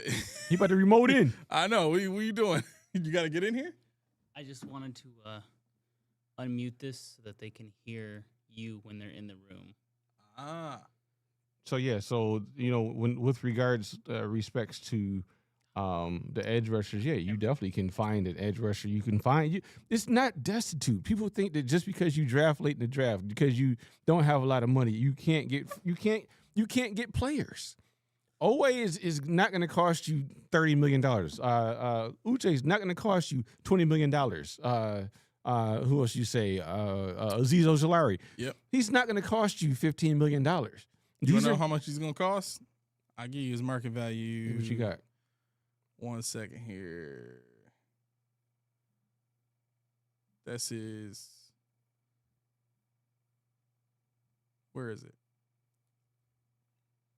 So they're saying 1 year, $3 million. See, and that's the speed rush threat that you need, something like that. So, I mean, we have to get away from thinking about we need somebody that can do everything, because guess what? T.J. Sanders can't rush the passer yet. Deion Walker's not great yet at holding fort, against the run. But you have to play counters. You got to be able to counter. Because who said you can't do something like you can have Michael Hoyt line up at the 4-eye and have Uche out on the outside. Right. Because Hoyt just got a sack, so now he's getting eyes, and now you got Uche who's got all the speed. They can't get out there fast enough. You can compress the pocket, stuff like. There's so many frisky things you can do it with the different skill sets. We got to get away from the McDermott, Bean, that regime's thought process where we need guys interchangeable parts. I don't want interchangeable parts, and I don't think Jim Leonard does either, because he said I want 11 guys that can play. I want 11 dudes that can play. I don't want to rotate. I don't need all these different things. I'm gonna do what I do, and we're gonna dare you to beat us. That's the way I look at it. Would you do Odafe Owe for 3 years, $57 million? 19 per? Let me go back and double check Ojulari too, because I might have been wrong on that. Well, the thing with regards to Owe is we know he can get you 10 sacks easily on a rotation. Mm-hmm. But for 19 mil, I need him to be more than a rotational player. He needs to find his home as an outside linebacker in Buffalo for that kind of money. Okay. So that's why I can pause. It's not that I'm being a hypocrite, but I just feel like I need to see how much are we actually going to run the mint front, this tight mint front. How much are we going to run 4-3, and what is your vision for him in your philosophy? Because I think, like I said, I think he'll get you the sacks, he'll get you the stats, he'll get you what you want. But it's like, well, he only plays 48% of the snap. Why? We got to get away from that. Azeez Ojulari, 1 year, $1.7 million. I'll take that all day for a 25-year-old pass rusher. Yeah. Yeah. I'll take that all day for a 25-year-old edge rusher. Go get that dude. Yeah. I've been pounding to it for Ojulari since college. Yeah. I think Indiana, I believe he went to, but I mean he is that's your Nick Benito right there. Yeah. That's your Nick Benito. Outside of Deion Walker? Yep. Deion Walker in a 4-eye, and you got Ojulari. Man, come on. Yep. Man, watch out. Yep. Watch out. So yeah, I mean, even I don't know how you pronounce this. Arnold Ebiketie? Yeah. Mm-hmm. Yeah. You know about him? I know a little. Arnold Ebiketie, I'm trying to see how he would fit. I don't know how he translated, because he was over in Indiana? Where was he? He was in Atlanta. Atlanta. Okay. Outside linebacker. So yeah, we got the young boys, and he was a rotational piece behind, I think it was James Pierce. Yes. 3 years, $27 million is his market value right now. I think I'd be willing to give him a try if you're like I said, if you're gonna make him the outside linebacker. No rotations, none of that sub package BS where Taron Johnson plays 60%. I think I'd be interested in Ebiketie as well. Okay. All right. So, yeah, I mean, I just wanted to kind of get some names out there of guys that are real pass rushers like you would like, that have real bend and real ability. Who's having internal turmoil Oh, yeah, right restart his now. phone? Okay. He's good. All right. We're ready for you when you are, Vu. You and Thibodeau you talking about? Who is it? I think you got to trade for him, though. He's still on the Giants. Is he still there? Yeah. Okay. Kayvon Thibodeau? Yeah. I just think I don't think he translates well. He's got the skill set, but I don't think he has the want to really come out from where he was slated to be.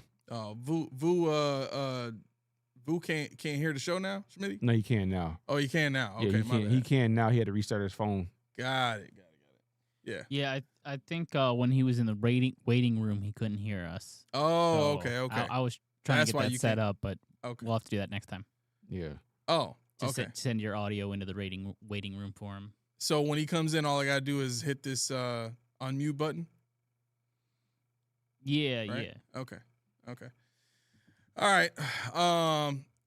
So all right.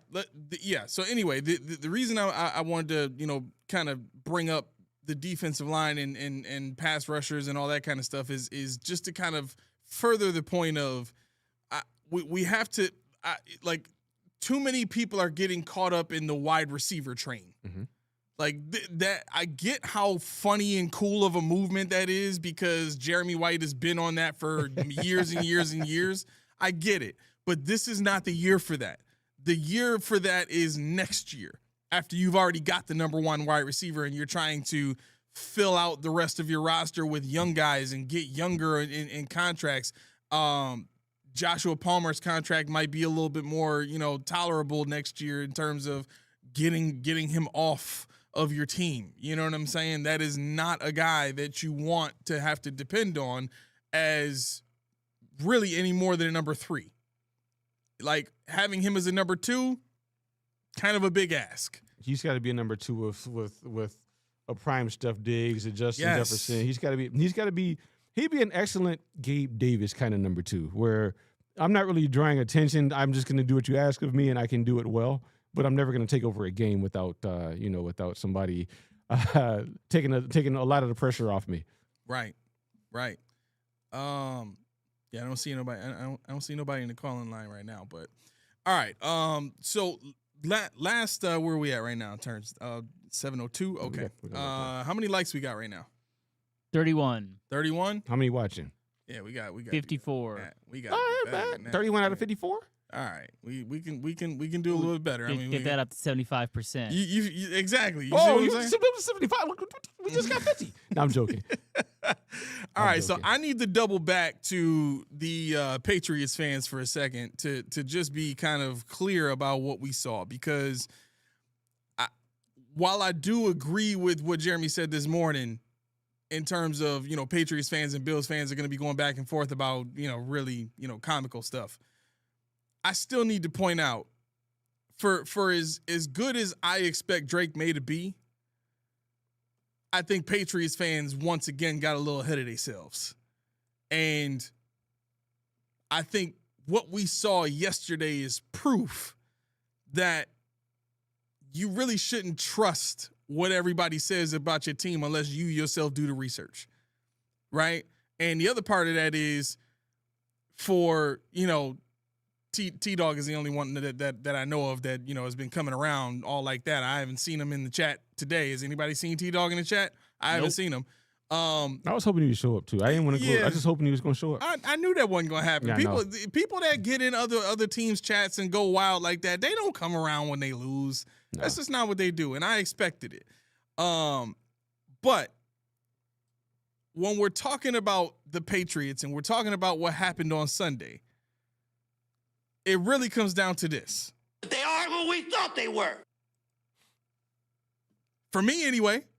I mean, Drake May, 2 touchdowns in the last, 13 minutes of the fourth quarter? Had done nothing all game? They are who we thought they were. You have a quarterback that is one of the highest in the league, if not the highest, in time to throw, which means he holds on to the ball way too much. They are who we thought they were. He gets sacked 6 times for holding on to that ball. They are who we thought they were. Do I need to keep going? Should have been 7. Right. I'm still livid that they took that sack away and turned it into an interception instead of a sack fumble, because that would have tied the Seahawks for most sacks in a Super Bowl. Oh, dang. I mean, look, at the end of the day, everything that we thought the team was when we beat them, like, are they a good team? Yeah, they're a good young team. But don't take on this persona of we're the big bads in the AFC, let alone the AFC East now, and we run this ish. We're back. Josh Allen ain't this, Josh Allen ain't that. They are who we thought they were. Period. That was a little much. I think that was just getting caught up in your feels because, I mean, they couldn't have believed that yet. I mean, you still can believe it's coming. You can still believe it's coming, that Drake May will eventually be better than Josh Allen. You can believe that. And, I mean, for the trajectory purposes, like I said, if he has the same mentality, the same work ethic, the same, belief in him, he can be great, but not yet. And Josh Allen year 2 was not great. It was his worst year as a playoff performer in his second year, which is fine because you see what that turned into. Mm-hmm. But you don't go poking the bear. You don't go and laugh because, Lamar and Burrow and Mahomes and Josh are all out. It's ours for the taking. You still got to do the work. The teams in the Warrior thing, that's fine. That's cool. Mm-hmm. You're supposed to believe in yourself. You're supposed to pump yourself up. But, I mean, I don't know if you saw, but once again, Dorothy's favorite, number 8, was on the sideline trying to breathe life into the offensive line and said, we're done.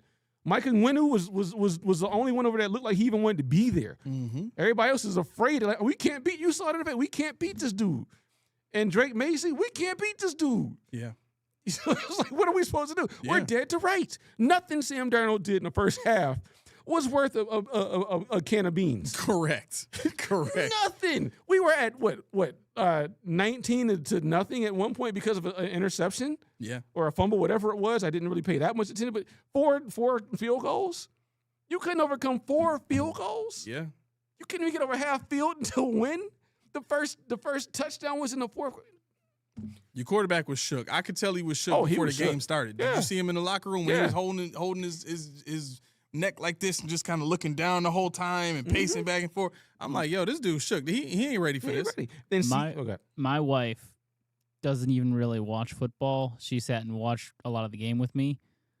And from the moment the teams walked out, she's like, oh, man, the Seahawks are hype. And then she saw the Patriots. She's like, what's wrong with them? They're all like super, super serious. Like they're nervous, scared, all uptight. They're scared. And all I could think about that whole game was I had heard, I think they said it on the morning show that, or maybe I read about it, I don't remember.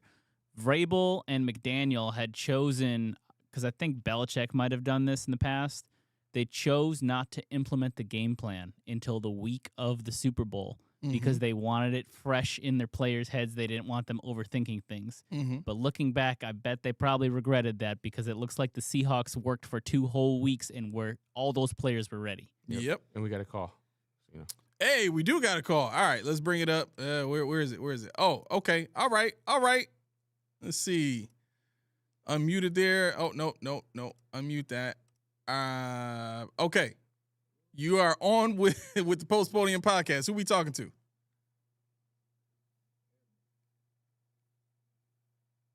I'm not hearing anybody. Nope, they just hung up. Yeah. I know. Yeah, ring. Laura said ring. All right. I mean, try again. I guess I'm not sure what's going on with the calling line right now. I do apologize for the technical difficulties. Thank you for trying to help us through this. Yeah. Yeah. No, I thought yesterday they didn't have enough senior input in the right places. The right rooms just didn't have. Matt Collins was ready to play. No one's there. Yeah, Matt Collins was ready to play. You could tell when Diggs was talking, when things were going on. Matt Collins was like, "This moment is not too big for me. Either I'm old, or whether it's that he's like I've been here before, I won before, and I want to see it again. The victor goes to spoils. These Seahawks aren't better than me. They can't stop me, which to a certain degree, I guess you could say they look for him in a fashion that the Bills tried to use him, but it didn't work. But yeah, I mean, the quarterback display was horrible, which was interesting because when I'm looking at the what was that, the 2019 draft, I want to say, when the big thing was Breece Hall versus Kenneth Walker III. I was a huge Kenneth Walker III guy. I didn't even give a damn about Breece Hall. I said, give me Kenneth. Yeah. And now we see what he gets the MVP of a Super Bowl without scoring a touchdown because he went roughshod in the first half. I mean, he won it in the first. I think Dan said in Discord, does Kenneth Walker win it? I think it was Dan. And I'm like, yep. Yeah. I was like, yep, he's gonna win this. We knew the Pats weren't coming back. When it got to 12-0, I said, that's all she wrote. There was a little bit of debate whether or not the kicker or someone on defense could win, but I mean, Walker really fueled that game for the first half at least. For sure. I mean, every time he touched the ball, first down, they couldn't stop him on third down. He was breaking tackles left and right, catching the ball out of the backfield. I mean, everything that you want your running back to be able to do. Right. And I hope they're watching because we have a guy that should be able to do that kind of stuff too. Correct. By the way, phone line should be good now. I don't know what happened, but I heard Vu in the TV in here. Oh. So somehow the computer sent the audio to a weird spot. So it should be going to the right spot now. Vu's like, nope. Okay. Vu's like, nope. I tried. Right. He ain't trying no more. Not today. Not today. All right. So, yeah, we got a little bit of time for this. So, Mac Hollins catches the only touchdown for the Patriots, right? One or two, because you had Ramondre Stevenson, too. Oh, that's right. Yeah. All right. So he almost tore his ACL catching that ball, too. I was like... He sure as heck did. Like, oh. I forgot about that second one. With the most useless touchdown It was. Ramondre didn't even care. He was like, look at, he don't even want it. He's like... Right. So here's where the Patriots are. Mm-hmm. And here's where we were actually, hold on. We got somebody in the calling line here. Nope. Every time I click on this button to let somebody in the show, they bounce. Like you got to wait longer than 30 seconds. I don't know how Aramis likes to talk. Hold on. It's not what it is. Don't tell people that. Can we just admit that garbage time stats are not indicative of actual stats in an important game like that? No, not at all. Because I saw a lot of Pats fans today talking about Drake May's fourth quarter stats and how it was the best stats in a quarter in Super Bowl history or something like that. What are we talking about? The entire quarter, they were already... They lost. But already. how? When Tom Brady came back against the Falcons, how was that possible? Drake May threw for I think 80% of his yards in the fourth quarter. Yeah, and what did Tom Brady do? It was in the like fourth quarter? 60 yards before they started driving in garbage time. He ends up with less than 200. What did Tom Brady? I'm not gonna look it up, but what did Tom Brady have? Drake May had 295 yards at the end of the game. Oh, did he? Yeah, Okay. it was almost all of it was in the fourth quarter. Oh, okay. This for you, Schmitty. Mr. Telephone Man. Yeah, boo. Something wrong with Who's my actually line. on his? Right. Yo, boy. Be careful, Boo. You going Right. at your boy. That's your boy. You just gotta wait a little longer. When Aramis sees you, he'll bring you in. That's it. Just have some patience. Hold on. All right. So real quick, before Vu calls back in and I gotta answer split seconds. The conversation I wanted to bring up is surrounded around this idea of having one number one receiver, right? Because the Patriots had theirs last year. Stephon Diggs was their number one. And we saw what having a really good number one does in week 5 against the Patriots when he came here and just completely destroyed our defense by himself, right? That's what it looks like when you have an elite number one receiver that can get open, that can do what he needs to do to make plays for his team, right? And inspire his team and all that kind of stuff. Who are we talking about? I'm sorry? Stephon Diggs. Oh, yeah, okay. Okay. Now, fast forward to the Super Bowl. Mac Hollins is the one catching the touchdown, right? Every time we saw Diggs open, the quarterback was under duress and couldn't get the ball to him, all that kind of stuff. But let's not sit here and pretend like Diggs wasn't open. Right? Now, what helps a guy like Stephon Diggs and Drake May? shouldn't it be adding another guy like Stephon Diggs to that field? Wouldn't that be the thing that makes it easier for Drake May to find an open guy faster? That'd be insane. Like, I want to really stop pretending like only one is enough. Mm-hmm. Yep. And that right there is what I'm waiting for Bean to show me. Yes. That he believes that show me that was McDermott. Josh, we're good. Yep. Anybody with Josh, we're fine. Because the fans said that. We know it's true. Anybody, James Cook, didn't know that was going to happen. Yeah. They didn't plan on that. Yeah. They didn't plan on, well, we didn't have anybody else besides Stephon Diggs. So we'll just say, yeah. But that's the thing. They don't plan, let's get another one. Let's do another one. Let's do another one. Right. Oh, it's working. Let's keep doing this. We're good. Let's go to defensive line now. No. Right. Doesn't work that way. All right. Well, let's try this for the 6th time, as Laura put it. All right. Hopefully you can hear us now. You are on with the Post Podium Podcast. Who we talking to? You hear anyone? I don't hear anybody. Can you tell us what he says? He hung up. Oh. He only wants to talk to you anyway. So Really? I mean, you should just talk back to him. I don't know if he can hear you, but y'all can have a phone conversation if you right, want. that'd be okay. That's fine too. He said. I He said he's not calling no more. Oh, man. I'll give you credit. Wait. Is he trying again? Or maybe it's someone else and it's gonna work. Yeah, that would be hilarious. All right, let's try this again. Who we on with? I hear background I hear noise. something. I hear somebody. Hello? Bumping some 50 Cent. Mm-hmm. That's Boo accidentally calling us. Did he really just butt dial us and got on? Probably. That is hilarious Somebody if he else butt is dialed in us there. and got Whoever on. is here. All right, we got somebody else. No.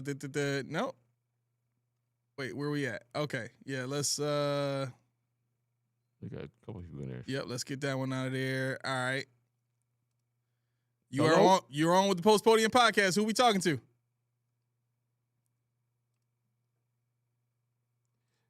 Nobody. No. Bam, bam, bam, bam. Still nothing.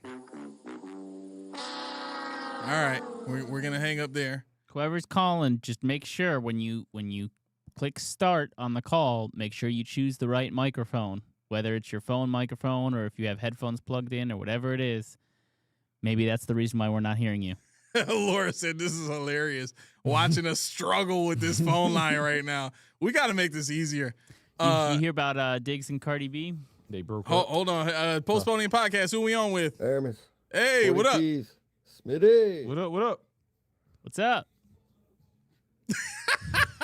Go on, talk to us. What you got? Uh-oh. Can you hear us? We hear 50 Cent now.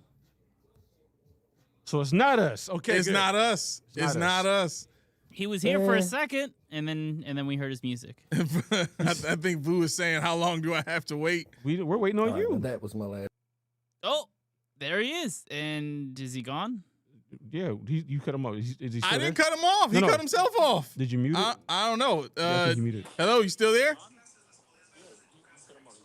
didn't cut him off. He cut himself off. All right, he's a Okay. little delayed. I don't know. Hello, you still there? Can you hear me? Yeah. Yeah, we can hear you.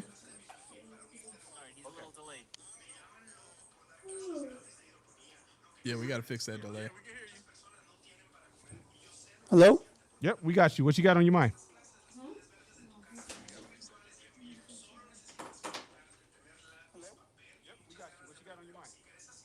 Hey, my name is Nico. Oh, what's up, Nico? Cool. So just quick question. So I know it takes a lot. It takes two to tango regarding the trading. Uh-oh. No. What happened? Doing Okay. the trade ups for getting a wide receiver in the draft. So my question to you is that if we miss out on the trade for Justin Jefferson, and it isn't because Bean didn't do what he needed to do to offer up draft picks and draft capital, it was just another better deal out there for Justin Jefferson, and they went with the better deal. Would you guys hold that against him for not trying a little bit harder or trying sooner? or just be like, it is what it is. He tried, and we just got to look for plan B? I think for me, I'd be okay with it. The swing and a miss, I'd be okay with it. You're not gonna hit every ball that's pitched to you. You know, you're not gonna corral every loose ball, every fumble, it just doesn't happen that way. You can offer what you can offer, and whatever happens after that is up to the two parties that are playing. I just need my guy to play. I need him to play. I need him to play and not be afraid. He tells us he's a big baller, big shot caller, and I just need to see it at this point in time. What do you mean? We just you tell me when you want to call him. How about that? We just talked to Nico. I mean, I know. I mean, it clearly works, and we tried with you a couple of times, and we didn't get an answer. I don't know. Well, actually, now that I think about it, that was Nico with 50 Cent playing in the background. So that's it. We just couldn't hear Vu at all. I don't know if he didn't select the right microphone or what, but we'll try to make that a little easier. But thank you, Nico, for the question. I'm going to answer it like this. I meant to bring this up a couple of shows ago, actually. There's an article that I read which talked about, it was an interview with Bean going through his process of what happened when he at the trade deadline when he was looking at several receivers, right? And when he was asked about the outcome of the Dolphins trade, he says, I never really felt like we had the best. I felt like we had the best offer from all my intel, which I did find out we did, but I don't know the reason why they didn't pull the trigger. This is Dolphins trade. This is the Dolphins trade. So, okay, I'm sorry. I mean, clearly Brandon Beane is oblivious to what really happened in that situation because in his mind, we offered him a 2027. I don't know why they didn't accept it. Yeah. But it should have been clear, bro. They wanted a 2026. I'm sure they told you they wanted a 2026. See, that's exactly. See, my thing with that is I can see his point if they would have made a trade. They still have the guy. They didn't move him. So that tells you your offer was probably the best they had, but it wasn't good enough. Yeah. And like you said, do they counter you? Sure, they're going to counter you. And unlike you, Brandon Beane, okay, I almost got through a whole show without Brandon Beane slander. Tommy, forgive me. But unlike you, Brandon Beane, who gives fair market value to the Chiefs 2 years. Yeah. I mean, that's just not how it works. When you're in a division, when you're in a conference, your competition, they're not going to give you fair for us, fair for you. They don't care about you. Right. They care about us, and they want to bleed you dry. So do you want to tangle? Do you want to party or not? Yep. That's what you got to say. Is Jalen Waddle worth me not having a first and second round draft pick for the next 2 years? Possibly. Because I'm in the same division. And they know I want him because they didn't come to me, I went to them. Yep. Bean then went on to say, I don't know if they got cold feet on trading the player altogether or if they decided they needed more compensation.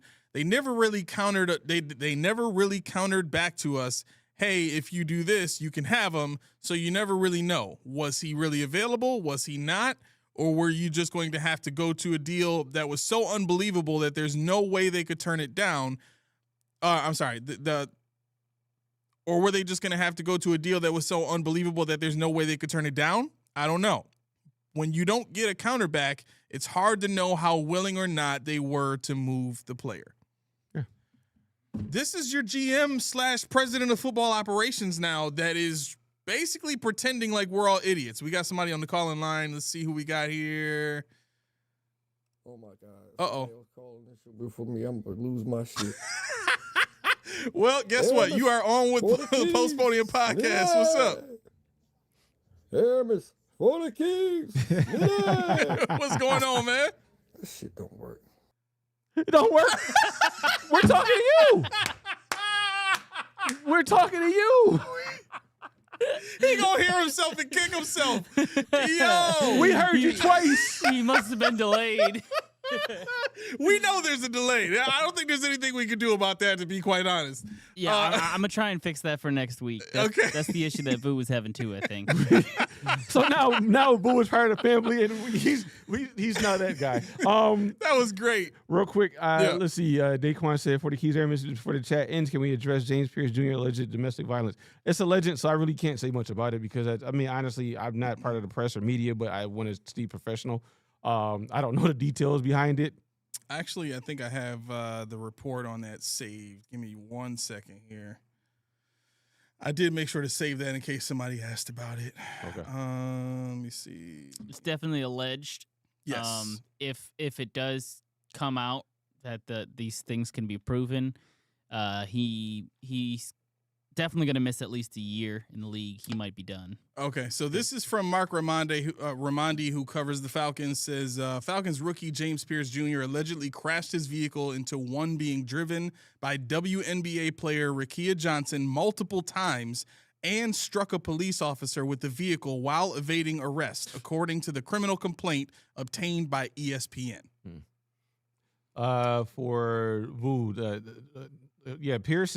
Pierce is everything that everybody ran from Mike Green for. Pierce he was in legal issues with Tennessee. He almost got kicked out of the school. They asked for removal of him. He finished the season. I think he was at another school before that. He's an egghead. I'll put it like that. I knew he was dating Rakia Jackson. I said, "What the hell are you thinking about?" Because I know, I don't know her personally or anything like that. I know what she has at stake by dating a knucklehead like this. Not a bad looking girl, 6'2", 6'3", 22, 23-year-old. What are you doing? Learn from this. They like the bad boys. They man. do like the bad boys until they realize why they're called bad boys. Exactly. So I'm a square. No, I'm taking, but I'm still a square. I'm taking. But yeah, no, it's unfortunate and Apparently he booked a flight there too. Like dude had this in his mind before he left. Yeah, that doesn't surprise me because she plays for LA. She plays for the Sparks. So right. I mean, I'm sure she doesn't live there all year long, but she was not where he was, and he had to get there. We know you called 15 times. And guess what? You said this S doesn't work either. He sure did. We know. We heard you, boo. We taught you. Right. We was trying to say something to you. 40 keys. Aramis 40 keys. This don't work. What we talking to you? He said I called 15 damn times. Called 15. We only heard you once. Right. We only heard you once. We tried. Yeah. But you know what? You know what though? I mean, it's unfortunate that our calling line didn't work. It's unfortunate a lot of things don't work. But I tell you one thing that does work. Ooh, what's that? Reach T. Oh.